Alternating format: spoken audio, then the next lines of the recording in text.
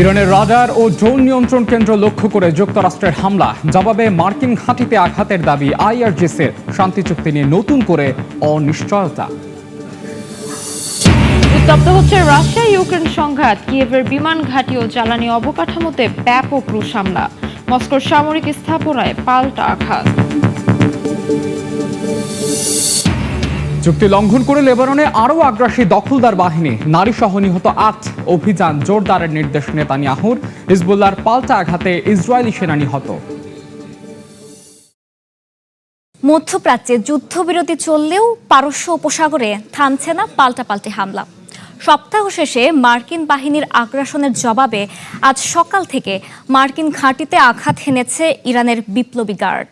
তৃতীয় দফার এই সংঘর্ষের রেশ ছড়িয়েছে কুয়েত পর্যন্ত। এর মাঝেই কার্যত স্থবির হয়ে পড়েছে শান্তি আলোচনা।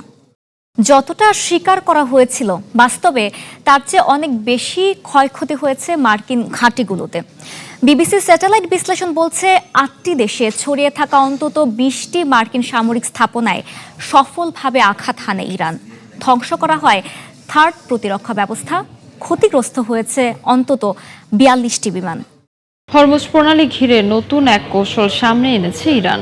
এবার প্রণালীর তলদেশ দিয়ে যাওয়া গুরুত্বপূর্ণ সাবমেরিন কেবলের উপর নিয়ন্ত্রণ প্রতিষ্ঠা ও বৈশ্বিক প্রযুক্তি জায়ান্টদের কাছ থেকে ফি আদায়ের পরিকল্পনা করেছে তেহরান। এতে গুগল, মেটা ও অ্যামাজনের মতো প্রতিষ্ঠানগুলোকে ইরানি আইন মেনে চলার হুঁশিয়ারি দেওয়া হয়েছে। মার্কিন নিষেধাজ্ঞার কারণে এই ফি আদায় নিয়ে ধোঁয়াশা থাকলেও যুদ্ধ পরিস্থিতিতে এটিকে ইরানের বড় একটি অর্থনৈতিক চাল হিসেবে দেখছেন বিশ্লেষকরা।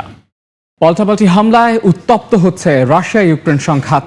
গত একদিনে ইউক্রেনের সামরিক বিমান ঘাঁটি ও জ্বালানি পরিবহন অবকাঠামোতে ব্যাপক হামলা চালিয়েছে মস্কো। জবাবে রোস্তভ অঞ্চলের সামরিক স্থাপনায় পাল্টা হামলার দাবি করেছে কিয়েভ। এমন পরিস্থিতিতে বড় ধরনের রুশ হামলার শঙ্কায় সতর্ক করছেন প্রেসিডেন্ট ভলোদিমির জেলেনস্কি। লেবাননের দক্ষিণাঞ্চলে একাধিক বিমান ও ড্রোন হামলা চালিয়েছে ইসরায়েল। এতে নারী সহ ৮ জন নিহত হয়েছেন।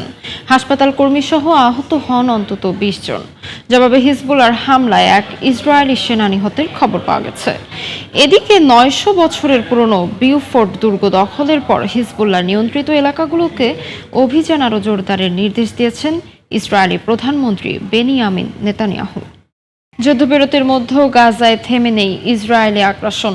রোববার উপত্যকার একটি ক্যাফে ও বন্দরে দখলদার বাহিনীর হামলায় ৩ জন নিহত হন। পশ্চিম তীরেও এক ফিলিস্তিনির প্রাণহানির খবর পাওয়া গেছে।